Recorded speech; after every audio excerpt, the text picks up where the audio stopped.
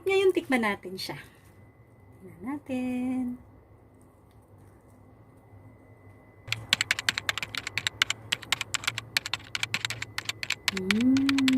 Perfect siya, guys. Kainin natin, ha?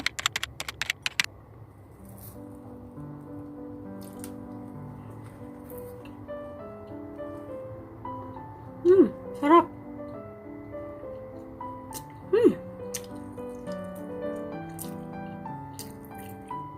Ang crunchy niya sa labas. Tapos yung loob niya, ang soft. Sarap.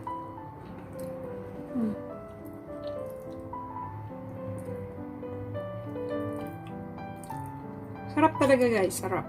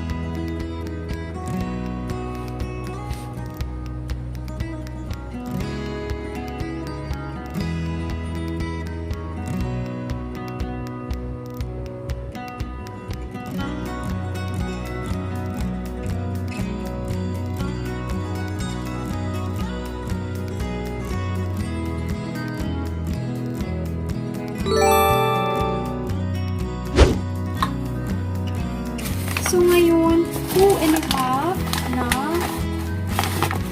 all-purpose flour. 1,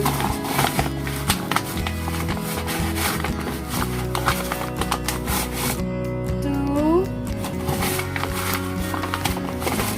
and then, 1.5 na all-purpose flour. Next, baking powder,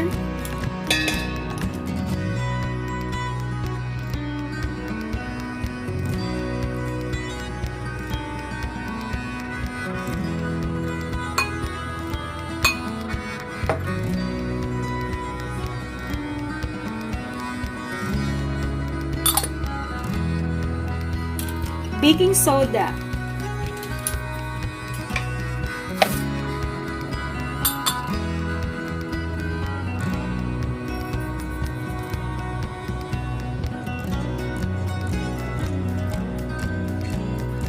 at syempre yung ating 3/4 cup na sugar.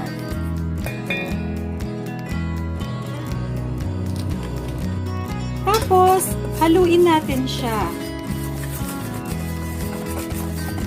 Yan. So, guys, inuna muna natin, pinagsama-sama ang dry ingredients sa isang bowl at i-mix natin muna. Alright.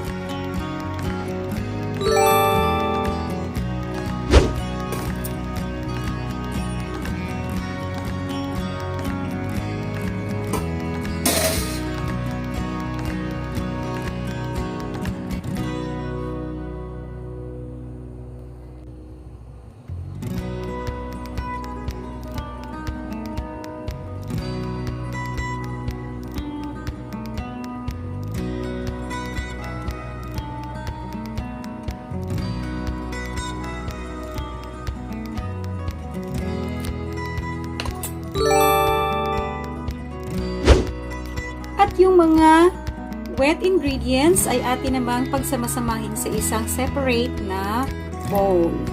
Milk, syempre yung ating melted butter. So, pwede rin ang vegetable oil, pero I preferred na gumamit ng melted butter dahil mas creamy. 2 tablespoons.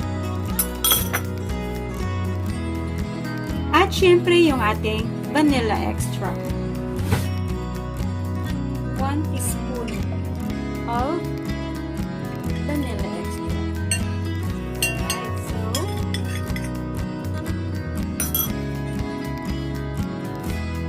ayan, ito na yung ating wet ingredients. Okay. Stir lang natin siya.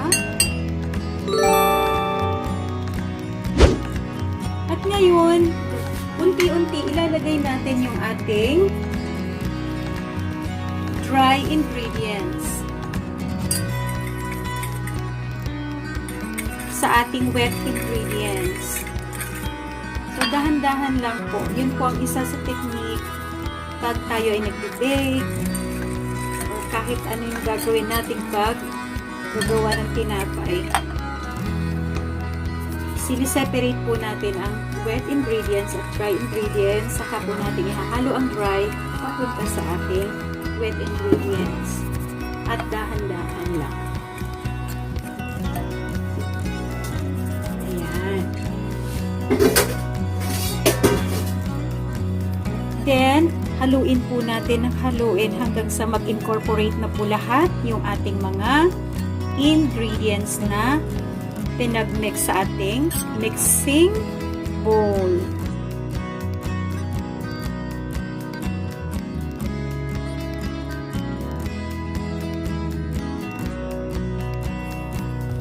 Saka po natin gagamitan na ngayon ang ating kamay.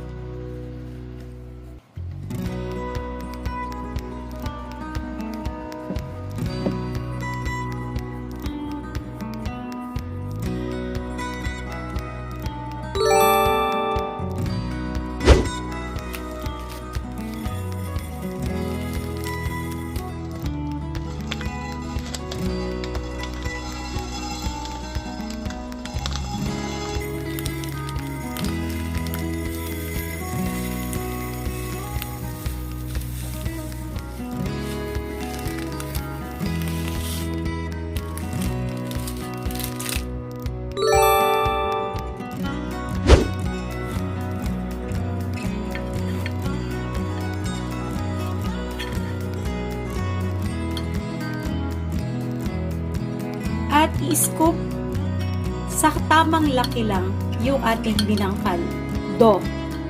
At ngayon ipaparol na natin or gagawin muna natin siyang bilog bago natin siya i-roll sa ating sesame seeds.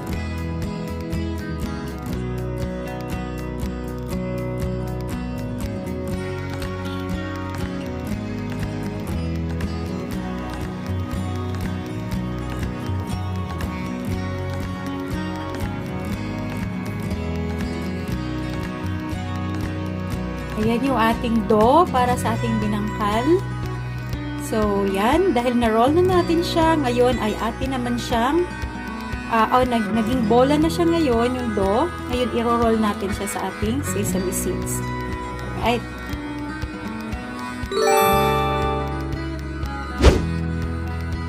So, ngayon, i-roll natin sa ating sesame seeds hanggang sa makover na yung kanyang dough. Perfect yung ating dough, guys. Hindi siya matigas. Hindi rin siya malambot. So, make sure lang na nabalot na siya. Alright. So, perfect. Yan.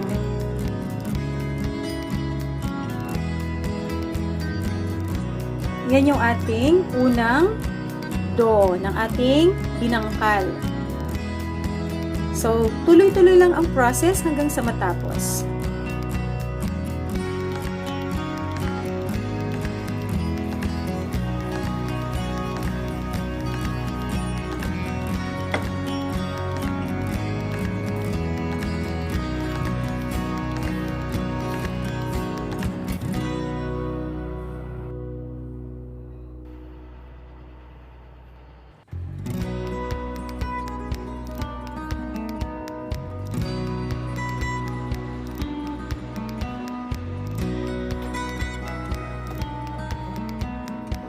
So, ito yung pinaka-last ng ating gagawing dough. So, bilangin natin dun sa ating measurement kung ilan ba talaga yung natapos natin. Right.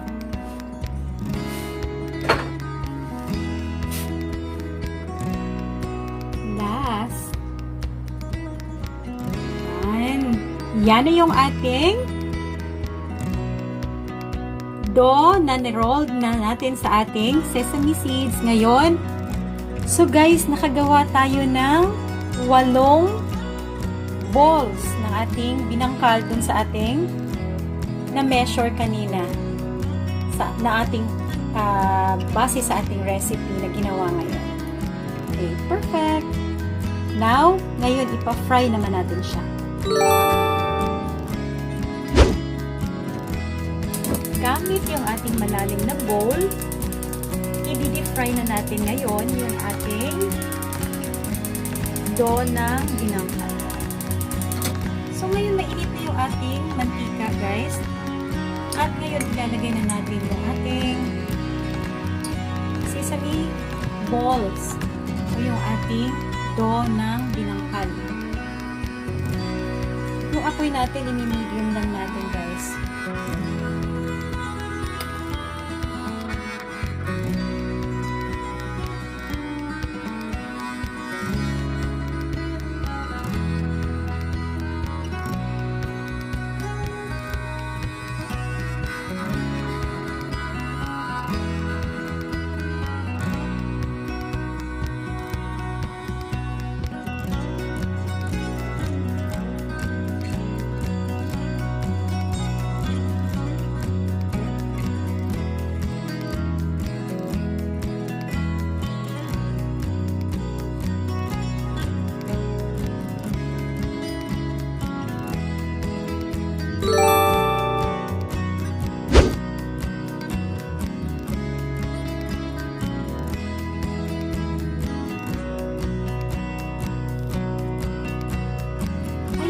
Yung ating crispy binangkal. Perfect! Ayan. Ngayon, tikman natin siya.